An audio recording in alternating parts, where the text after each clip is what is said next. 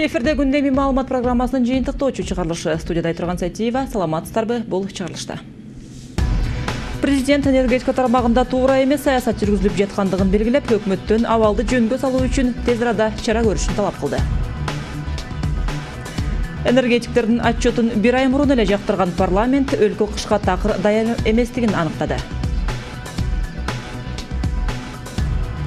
Экинчи президенттин уулу Максим Бакиевди Кыргызстанга кайтарып келүүгө эмне тоскоол болуп жатат? Бишкекте Улуу Британия өкмөтүнүн өкүлү менен сүйлөшүүлөр жүрдү.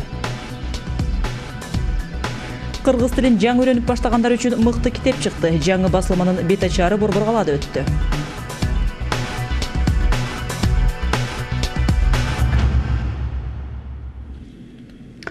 Президент Алмазбек Атамбаев энергетика тармагындагы абал боюнча пикирин билдирди. Өз сөзүндө өкмөт башчы бул тармакта туура эмес саясат жүргүзүлүп жаткандыгын белгилеп, өкмөттөн абалды жөнгө салуу үчүн чара көрүшүн талап кылды.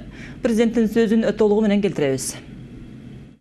Кыргызстандын жарандарынын энергетикадагы кризистик абалга байланыштуу тынчсыздануусуна кошулам. Тилекке каршы өкмөттүн пассивдүү позициясы, энергетика жана өнөр жай министрлигиндеги кышка карата даярдык маселелерин тереңиштеп чыкпагандыгы, чиновниктердин жоопкерчиликти мойнуна алуудан корккондугу терең ойлонулбаган чечимдерге алып келди. Элибиз суунун аздыгынан улам Кыргызстандын өз электр энергиясын иштеп чыгуу жөндөмдүүлүгү кыйла төмөндөгөнүн жакшы түшүнүп турат. Ошол эле учурда кыштан кыйналбай чыгуу үчүн жетишпей жаткан 2 миллиард 400 миллион киловатт саат электр энергиясын чиновниктердин, өнөр жайдын жана калктын эсебинен электрин өчүрүү аркылуу чечүү тууралуу кадамын терең жаңылыштык деп эсептейм. Мен өкмөткө электр энергиясынын кошумча көлөмдөрүн коңшу өлкөлөрдөн сатып алуу маселесин иштеп чыгууну тапшырдым. Албетте сатылып алынган электр энергиясы өзүбүздүкүнө салыштырмалуу кымбат болоору түшүнүктүү. Бирок кыргызстандыктардын көпчүлүгү электр жарыгы, жылуулук, телевидение жана башка тиричилик шарттарысыз отурганча импорттук электр энергиясына төлөөгө даяр экенин билем. Ошондуктан өкмөт тарифтик саясатты кайрадан карап чыгып,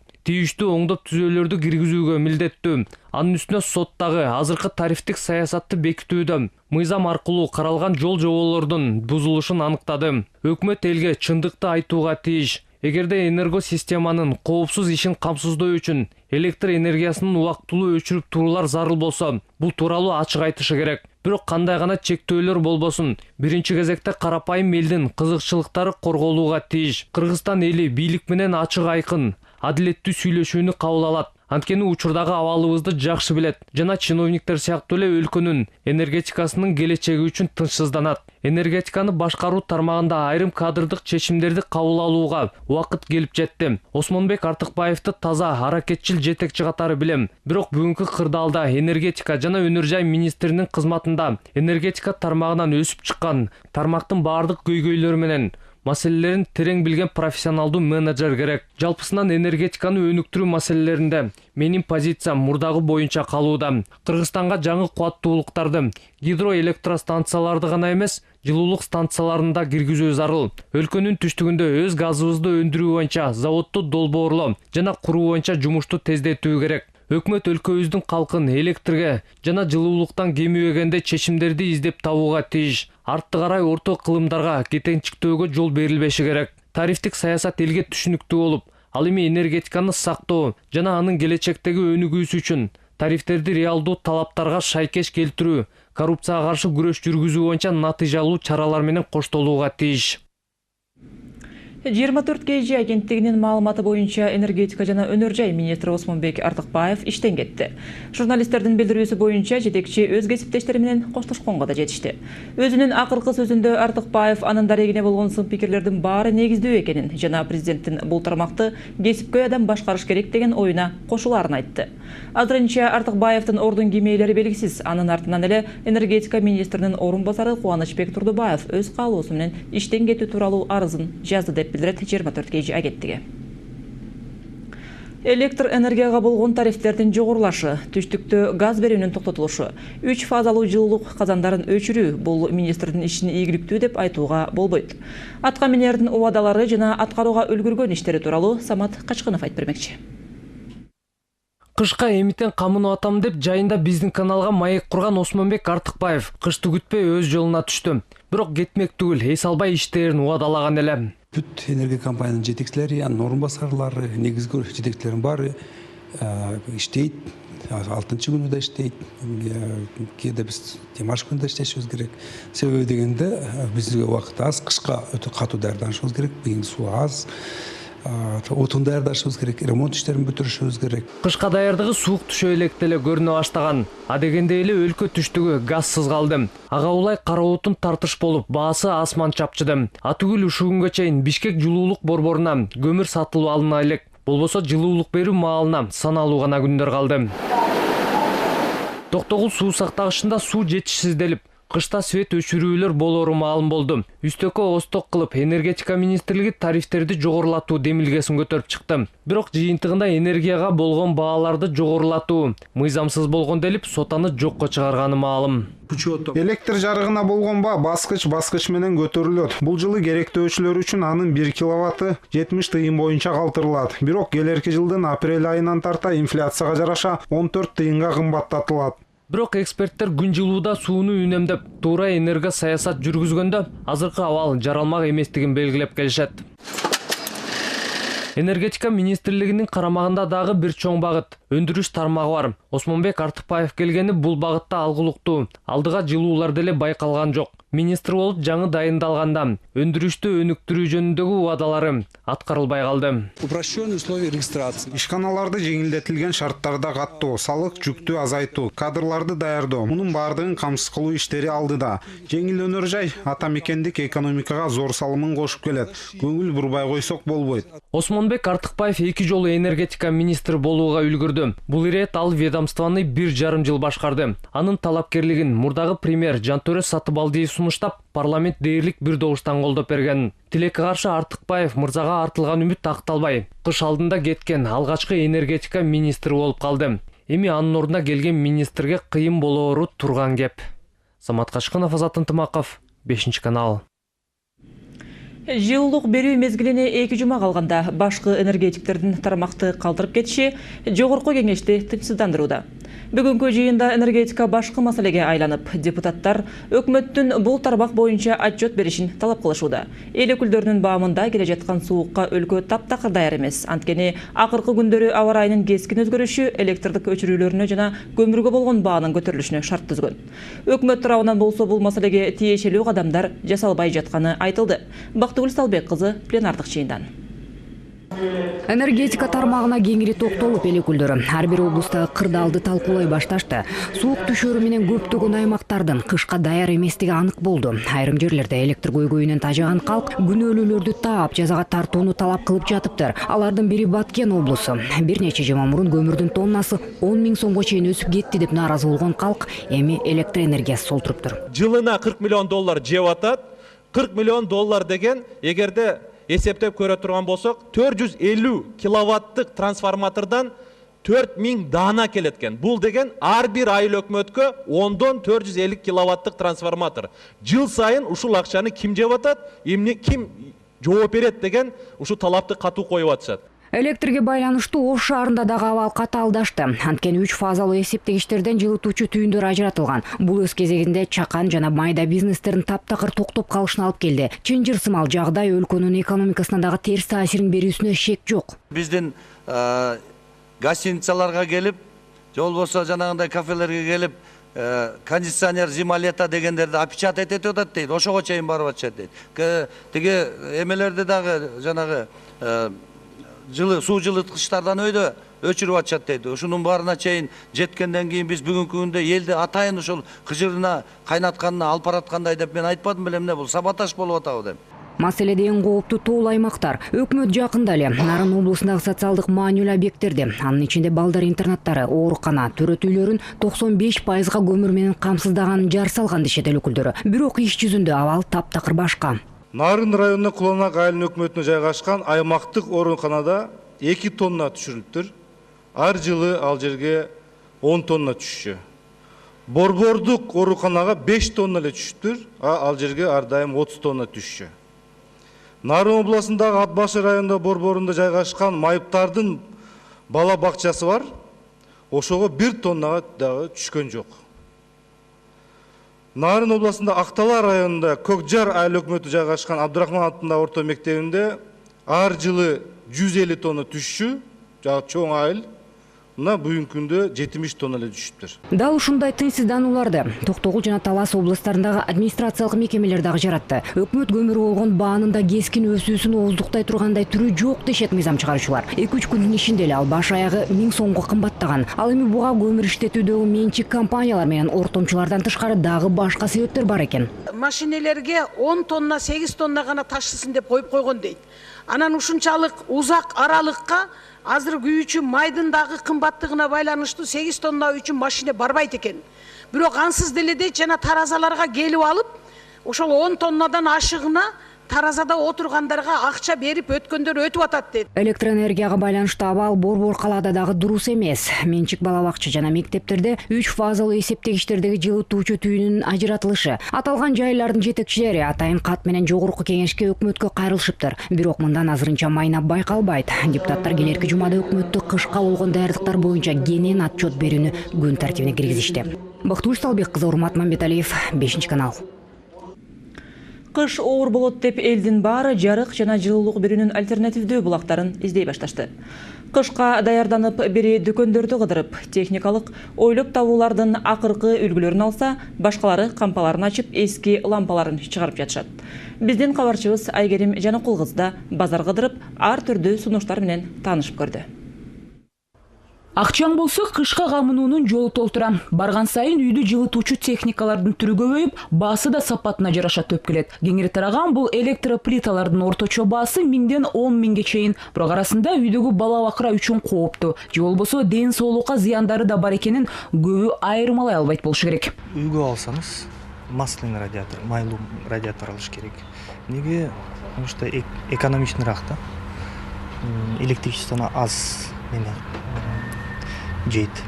Ал жакта нагреватель элемент бар, анан май бар. Майды ысытат, анан май кичине аккумулировать этет да ал неменен. Анан кайра берет. Постоянно иштебейт. Неме болсо, кварцевый болсо, инфракрасный болсо, ал постоянно иштейт. Электросистемага да нагрузка болот да. Свет өчүп калган учурда да үй жабдыктарын иштен чыгаруунун ыкмасы. Алсак 1 суткага чейин муздаткыч, же болбосо электромешин жарык менен камсыздап туруу үчүн бул техникага туташтырып коюу ыңгайлуу. Баалары көлөмүнө жараша. Мыктысын 20.000 сомго чейин сатып алууга мүмкүн. Электр энергияны бирдей салмакта кармап туруу үчүн мындай стабилизатор деп аталган жабдыктарды орнотуп койсо болот. Аты айтып тургандай эле техника күчтүү иштеп жатса стабилдештирет. Тескерисинче аз болуп калса көбөйтөт дегендей. Мындан сырткары свет өчүп калганда кээ бир жабдуу иштеп туруусу үчүн инвертор деген техниканы сатып алуу өтө ыңгайлуу. 20 саатка чейин электр энергия менен камсыздап турат.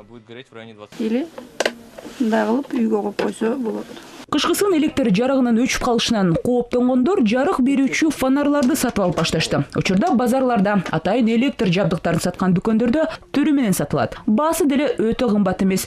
Көп убакытка чейин жарык менен камсыздап турбаса да, күчү саналуу сааттарга чейин жетет. Бул кадимкиле зарядтала турган фонариктер. Мисалы үчүн муну башка кийип алып, эшикке чыкканда колдонушат. Бул да зарядталат, аккумуляторный. Мунусу үйгө колдонушат. Как эме күйүсө, муну үйгө колдонсо болот, чырак катары. Биягы болсо фонарик катары колдонушат. Где-то 3 саат, 4 саат зарядташат. Жетиши, мисалы үчүн 1 суткага жетет деп айта албайм, 3-4 саатка жетет. Свет өчкөн убакка. Балар кандай анын? Кымбат барлыгы деген? Булар 300 сомдон, мисалы үчүн булар 200 сомдон, мына оручунойлор 200төн, булар 600төн, мындай чоңдору 800төн. Эң башкысы кышкысын жылуу жүрүш үчүн туура кийинүү маанилүү эмеспи. Учурда каладагы кийим сатуучу дүкөндөр атайын сууктан коргой турган кийимдерге толгон. Дене үшүп калбоосу үчүн жылуулукту өткөрбөчү атайын термо кийимдер пайдалуу. Сатуучулардын айтымында дене күнү бою кургак жүрүп, бирдей температурада сакталат. Для катания в основном выбирают тонкий. Бул кийимдердин түрү көп, материалдын калыңдыгына жараша болот. Мисалы тоого бара турган болсо жылуурагын сатып алса болот. Эгер күнүмдүк жашоодо эле кийимдин ичинен кийип алам дегендерге материалы жукарактарын кеңеш беребиз. Баалары болсо ар кандай $100 өйдө. Менимче ден соолук үчүн буга акчаны деле аябай койсо болот болуш керек.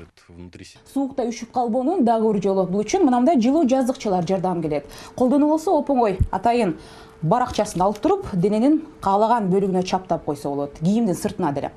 1-2 мүнөттөн кийин ошол дененин бөлүгү жылып чыгат дагы, жылуулук болсо 12 саат бою кармалат. Энергиянын туруктуу берилишинен түңүлгөн адамдар жылытуучу жана жарык берүүчү жаңы табылгаларды издөө менен эле алек болуп калды. Ал эми каражаты жетпегендер эскисинче эле май лампа жагып тезек даярдаган каргасыз. Айгерим Жанкул кызы, Андрей Заверухин, 5 канал.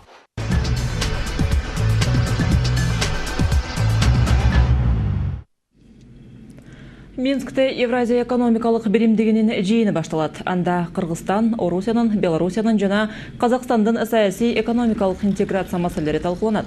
Бул иш-чарага президент Алмазбек Атамбаев да катышат. Ошондой эле Кыргызстандын бажы биримдигине кирүүсү боюнча жол картада Евразия экономикалык комиссиясынын жыйынында каралмакчы. Анда аталган мейкиндикке мүчө өлкөлөр Кыргызстандын бул багыттагы позициясын тактап, сунуштарын талкуулайт.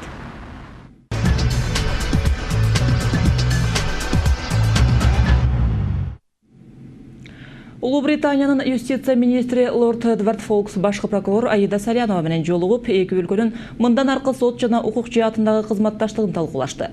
Бул тууралуу башкы көзөмөл органынын маалымат кызматкери Алманбет Абдраманов билдирди.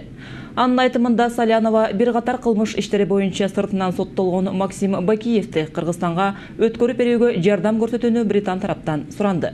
Өз кезегинде Лорд Эдвард Фолкс кызматташууга даяр экенин билдирди. Улуу Британиянын юстиция министринин өлкөбүзгө келиши менен качкын президент Бакиев уулу Максимди Кыргызстанга кайтаруу жөнүндө сөздөрдүн көбөйүшүнө алып келди. Бул тууралуу эксперттердин пикири экиге бөлүндү. Биринчилери эки өлкө ортосундагы кылмышкерлерди экстрадициялоо тууралуу келишим жок болгондугуна карабай, Максимди элине кайтарса болот десе, айрымдары эл аралык тажрыйбаны эске алып, Улуу Британия качкындарды кайтарууда оңой менен эпке келбесин эскертет. Кесиптешим Асхат Алгөзов кененирээк.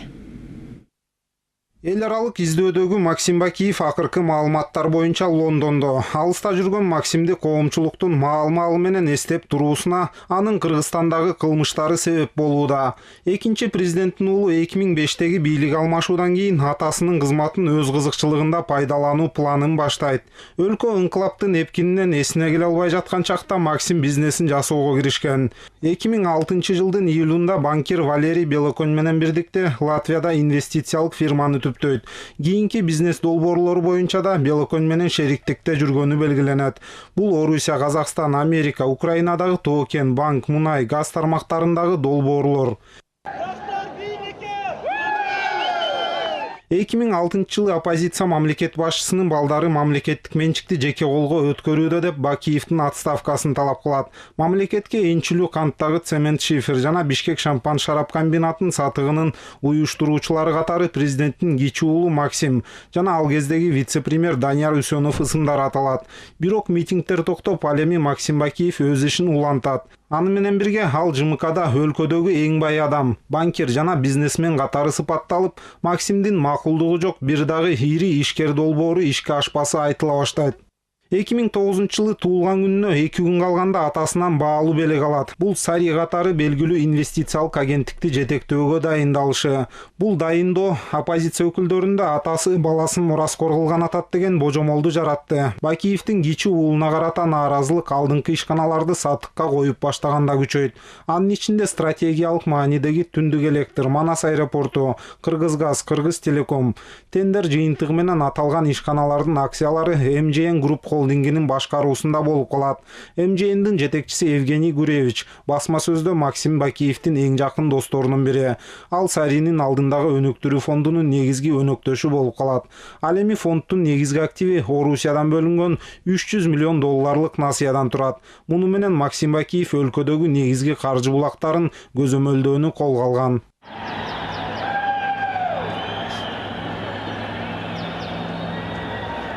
Апрель окуялары учурунда Максим АКШда болуп, ошол бойдон өлкөгө келген жок. 2012-жылдын күзүндө Лондондо кармалды.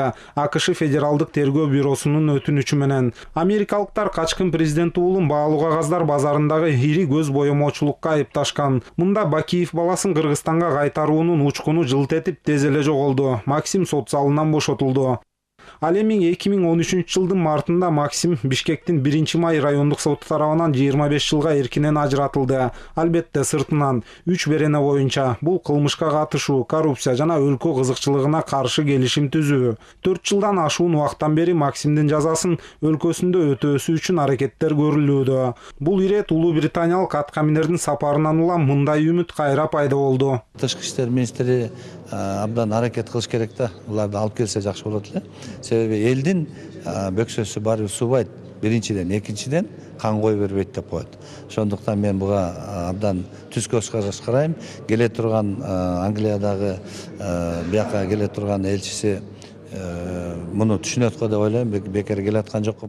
Ушунча убакыттан бери Максимди Лондон бербей жатышынын бирден бир себеби катары эки өлкө ортосунда кылмышкерлерди кайтаруу тууралуу келишимдин жоктугу айтылып келет. Бирок айрым серепчилер баамында бул анча деле олуттуу тоскоолдук эмес.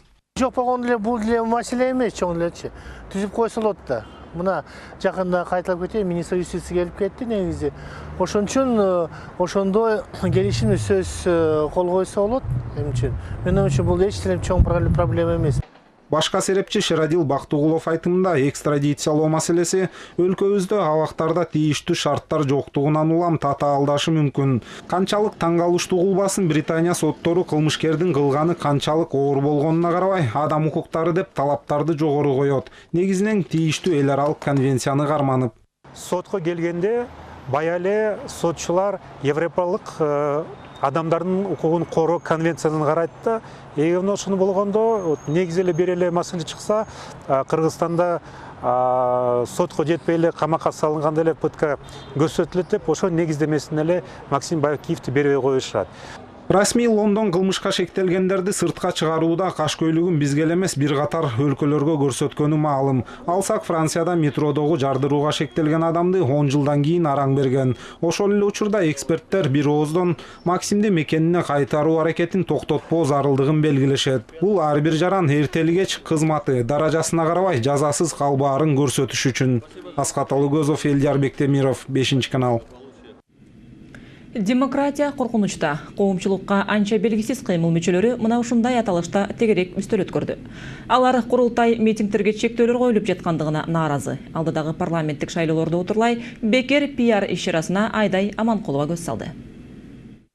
Өткөн ай соңунда кайсы бир жаңы муун аталышындагы кыймылдын таласта белгиленген митинги орундалбай калган. Көчө жүрүшүнө милиция уруксаат берген эмес. Таркатуучу баракчалары чагымчыл мүнөздө деген кабар алышкан соң. Күч түзүмдөрүнүн бул аракети жаш активисттер үчүн оңдой берди болду көрүнөт. Адам укуктары чектелүүдө деп коомчулукка жар салып, өздөрүн жарнамалап жатып калышты. Кезектеги пиар акциянын бири бүгүн тегерек үстөл форматында үзгүлтүккө учураган курултай жөнүндө дагы бир жолу эскертип коюуну көрүшкөн. Тоталитардык жолго түшпөйлү, демократиялык жол менен өнүгөлү. Биз жаңы муун азыркы бийлик жүргүзүп жаткан саясатка макул эмеспиз жана өзүбүздүн оюбузду ачыктан айтып чыгып жатабыз. Бирок бул ойдун артында эмне жатканын ким билсин. Ушул жылы өлкөдө 400гө жакын митинг катталган. Бул өткөн жылдарга салыштырмалуу аз. Бирок Украина сценарийин эске алганда бир эле учкундан өчүрүлгүс от тутанып кетери күч түзүмдөрүн кабатыр кылууда. Ар бир митингди кылдат көзөмөлдөшкөнү да ошондон. Мирными собраниями, мирными... Тынчтык чогулуштардын аркасы айрым учурда массалык башаламандыкка айланып кетерин жакшы билебиз. Андыктан күч органдары ички тартипти сакташыбыз керек. Бул милдетибиз. Биз саясаттан тышкарыбыз. Бирок өлкөнүн ичинде эмне болуп жатканын билип турушубуз керек. Биз деле мамлекетибиз туруктуу болуп гүлдөп өссө дейбиз. Чогулгандар таарынган баладай конкреттүү чараларды сунуштагандын ордуна кимге капа болгондорун айтып, болбогон көйгөйлөр боюнча күнөөлүүлөрдү издеп жатышты. Жаман конституция жазган үчүн Өмүрбек Текебаевди дагы бир жолу жөөлөп кетишти. Бул өкмөткө оппозиция болуп чыкпай жаткан кесиптештерин дагы айыптап чыгышты. Парламентте ал бул деп атканыбыз менен оппозиция жок болуп калды. Себеби бүгүнкү күндө ар бир депутат өзүнүн эртеңки күнү ойлоп атат. Ар бир депутатка папка кылып тиштап койгон. Ар бир депутатты кээ бир адамдарга байлап койгон.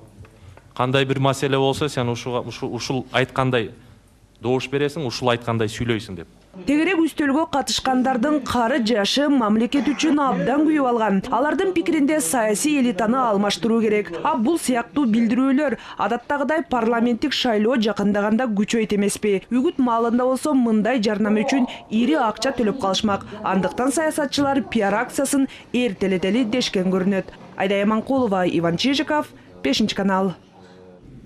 Башкы прокурор Аида Салянова парламенттен депутат Нурлан Төрөбековдун кол тийбестигин алып салууну өтүнүп жатат.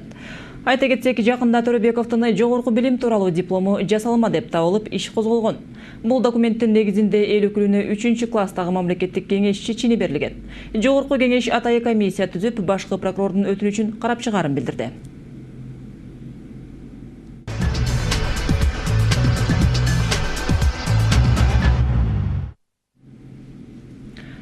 Кыргыз тилин жаңы үйрөнүп баштагандар үчүн атайы окутуучу китеп чыкты. Анын бет ачары бүгүн илимий жана маданий орусиялык борбордо өттү. Бул басылманын автору Элеонора Мамытова орусиялык кызматташуу өкүлчүлүгүнүн колдоосу менен бул китепти иштеп чыккан. Китептин акыркы бетинде татаал тапшырмаларды аткарууга жардам бере турган аудиодиск тиркелген. Бул басылманын негизги максаты кыргыз тилин үйрөтүү сапатын жогорулатуу жана бул процессти кызыктуу кылуу болуп саналат. Gündemi бүгүнкү чыгарылышын мына ушундай жаңылыктар менен жыйынтыктайт. Алдыда эртеңки күнгө болгон аба ырайы тууралуу маалымат күтөт. Кайрадан эфир аркылуу амандашканча саламатта туруңуздар. Витапрост жыныстык кызматты жакшыртып, көңүлүңүздү көтөрөт. Витапрост чынныгы эркектер үчүн.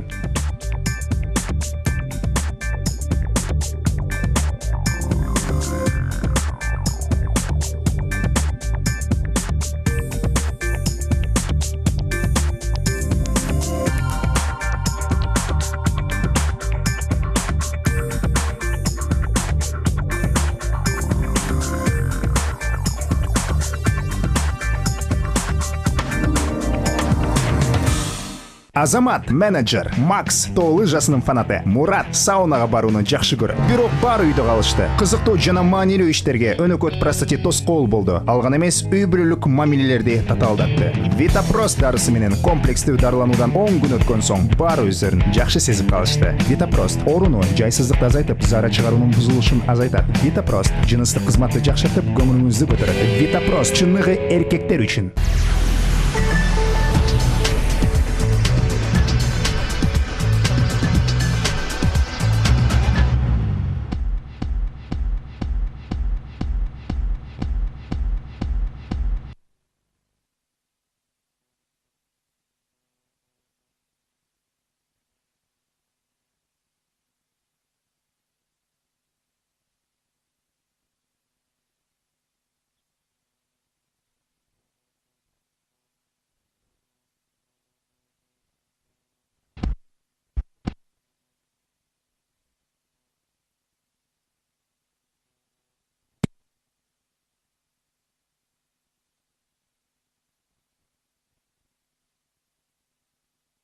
Вопрос вступления Кыргызстана в таможенный